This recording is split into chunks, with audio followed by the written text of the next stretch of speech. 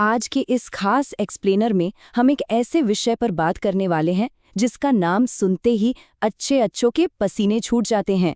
English grammar, नियम, अपवाद और ना जाने क्या क्या। लेकिन सच कहूं तो ये सब सिर्फ एक भ्रम है।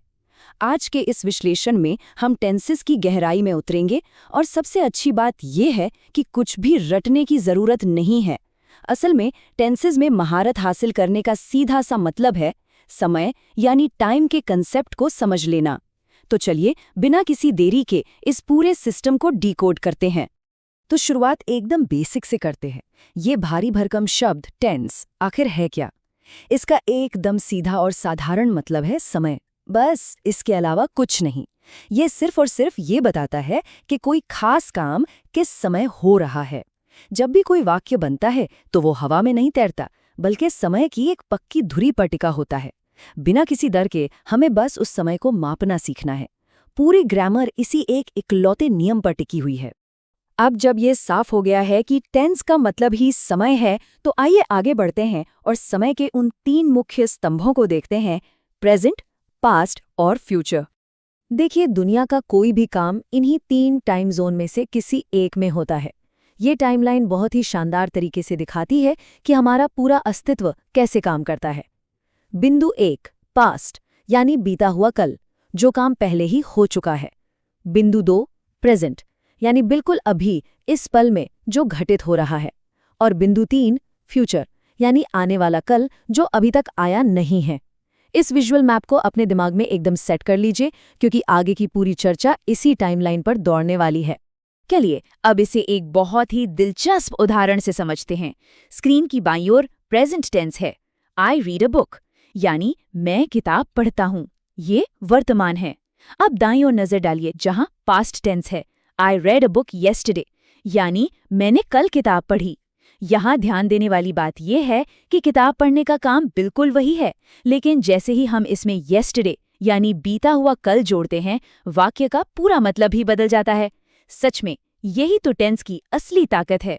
और इसी कड़ी को पूरा करते हुए जरा फ्यूचर टेंस को भी देख लेते हैं। I will read a book tomorrow, यानी मैं कल किताब पढ़ूंगा। ये उसी पढ़ने के काम को एक ऐसे समय में ले जाता है जो अभी तक आया ही नहीं है। यहाँ ये बात शीशे की तरह साफ हो जाती है कि काम वही रहता है, बस समय के हिसाब से उसकी जगह शिफ्ट हो जाती है। समय के इन तीन स्तंभों को समझने के बाद अब थोड़ा और गहराई में चलते हैं और इंडेफिनिट स्थिति को एक्सप्लोर करते हैं। टेंसेस केवल समय नहीं बताते हैं, बल्कि काम की स्थिति भी बताते हैं। ये टेबल तीनों समय की इनडेफिनिट स्थिति को एकदम क्लियर कर देती है। इनडेफिनिट मुख्य रूप से हमारी आदतों या रूटीन को दिखाता है। पहली लाइन में प्रेजेंट इनडेफिनिट है, he goes to school daily. यह वर्तमान की एक रोजमर्रा की आदत है। दूसरी लाइन में पास्ट इंडेफिनिट है, राम प्लेड क्रिकेट येस्टरडे। यह बीते हुए समय में पूरा हुआ एक काम है। और तीसरी लाइन में फ्यूचर इंडेफिनिट है, I will visit Delhi next week, जो कि भविष्य की एक योजना है। इससे यह समझना कितना आसान हो जाता है कि हमारी आदतें, बीते काम और आने वाली योजनाएं असल में कैसे स्ट्रक्चर्ड होती हैं। इनडेफिनिट के बाद अब हम कुछ बहुत ही विशिष्ट स्थितियों की ओर बढ़ते हैं, जो हैं कंटिन्यूअस और परफेक्ट स्थितियां। जहां इंडेफिनिट सामान्य आदतों को दिखाता है, वहीं कंटिन्यूअस उन कामों को दर्शाता है जो बिल्कुल इसी पल हमारी आंखों के सामने चल रहे हैं। जैसे ये उदाहरण देखिए, शी इज स्टडीइंग नाउ, यानी वो अभी पढ़ रही है। यहाँ किसी आदत की बात नहीं हो रही है। कंटिन्यूअस का सीधा सा मतलब है लगातार। जो काम इस बिल्कुल सटीक सेकंड में प्रोग्रेस पर है, उसे बताने के लिए इसका इस्तेमाल होता है। यहाँ नाउ यानी अभी शब्द एक बड़ा गेम चेंजर है। लेकिन देखिए, कोई भी काम हमेशा चलता ही नहीं रहता, वो खत्म भी होता है। और इसी को समझाने के लिए ये वाक्य बहुत ही सटीक है, I have finished my homework, यानी मैंने अपना होमवर्क पूरा कर लिया है। ये प्रेजेंट परफेक्ट का एक बेहतरीन उदाहरण है। परफेक्ट का मतलब है पूर्ण या पूरा। ये स्थिति उस काम को पकड़ती है जो बस अभी अभी समाप्त हुआ है। काम भले ही पूरा हो गया हो, लेकिन उसका असर अभी भी वर्तमान में महसूस किया जा सकता है।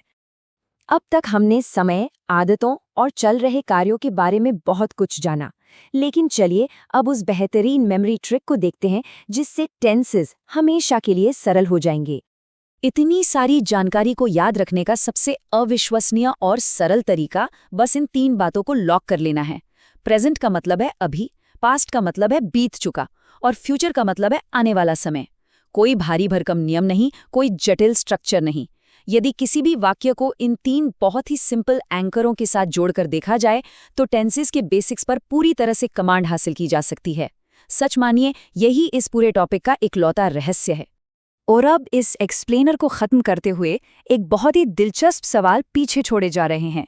क्या हर एक दैनिक कार्य समय के इस सरल ढांचे में आसानी से फिट हो सकता है? इस पर विचार करना वाकई बहुत रोमांचक होगा। रोजमर्रा के कामों को ध्यान से देखना चाहिए और उन्हें मेंटली इन 3 टाइम जोन में मैप करने का प्रयास करना चाहिए।